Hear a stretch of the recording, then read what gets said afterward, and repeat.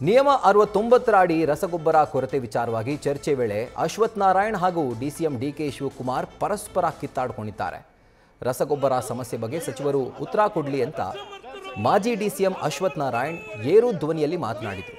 ಈ ವೇಳೆ ಗೋಲಿಬಾರ್ ಆಗಿದ್ದು ಯಾವ ಸರ್ಕಾರದಲ್ಲಿ ಸಚಿವ ಚಲುವರಾಯಸ್ವಾಮಿ ಈ ರೀತಿಯಾಗಿ ತಿರುಗೇಟು ನೀಡಿದರು. ಈ ವೇಳೆ ಅಶ್ವಥ್ ನಾರಾಯಣ್ ಸ್ಮಾರ್ಟ್ ಮೀಟರ್ ವಿಚಾರದಲ್ಲಿ ಉತ್ತರ ಕೊಡಲು ದಮ್ಮಿಲ್ಲದೆ ಓಡೋಗಿರೋರು ನೀವು ಅಂತ ಏಕಾಏಕಿ ಕೆಜೆ ಜಾರ್ಜ್ ವಿರುದ್ಧ ತಿರುಗಿಬಿದ್ರು. ಕೊಲೆಗಡುಕ ಸರ್ಕಾರ, ಅಸಮರ್ಥರು, ಭ್ರಷ್ಟಾಚಾರ ಸರ್ಕಾರ ಅಂತ ಅಶ್ವಥ್ ನಾರಾಯಣ್ ವಾಗ್ದಾಳಿ ನಡೆಸಿದ್ರು. ಆಗ ಎದ್ದು ನಿಂತ ಡಿಸಿಎಂ ಡಿಕೆ ಶಿವಕುಮಾರ್ ಭ್ರಷ್ಟಾಚಾರ ಪಿತಾಮಹ ನೀನು ಅಂತ ಅಶ್ವಥ್ ನಾರಾಯಣ್ ವಿರುದ್ಧ ದಾಳಿ ನಡೆಸಿದ್ರು. ಯಾರಪ್ಪ ಭ್ರಷ್ಟಾಚಾರದ ಪಿತಾಮಹ ಅಂತ ರಾಜ್ಯಕ್ಕೆ ಗೊತ್ತು ಅಂತ ಅಶ್ವಥ್ ನಾರಾಯಣ್ ವಾಪಸ್ ತಿರುಗೇಟು ಕೊಟ್ಟಿದ್ದಾರೆ.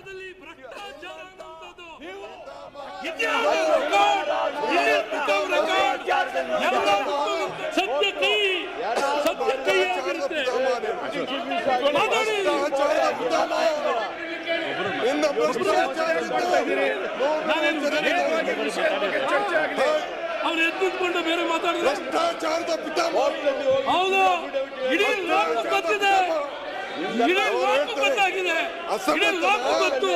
ಯಾರು ಹೇಳಬೇಕಿಲ್ಲ, ಯಾರನ್ನು ಕೇಳಿ ಹೇಳ್ತಾರೆ ಯಾರಪ್ಪ ಪಿತಾಮಹ ಭ್ರಷ್ಟಾಚಾರದ? ಯಾರು ನಾವು ಹೇಳಲಿಲ್ಲ, ನಾವು ಹೇಳೋಣ. ನ್ಯೂಸ್ ಫಸ್ಟ್ ನಿರ್ಭೀತಿಯಿಂದ ನಿಮ್ಮ ಪರವಾಗಿ.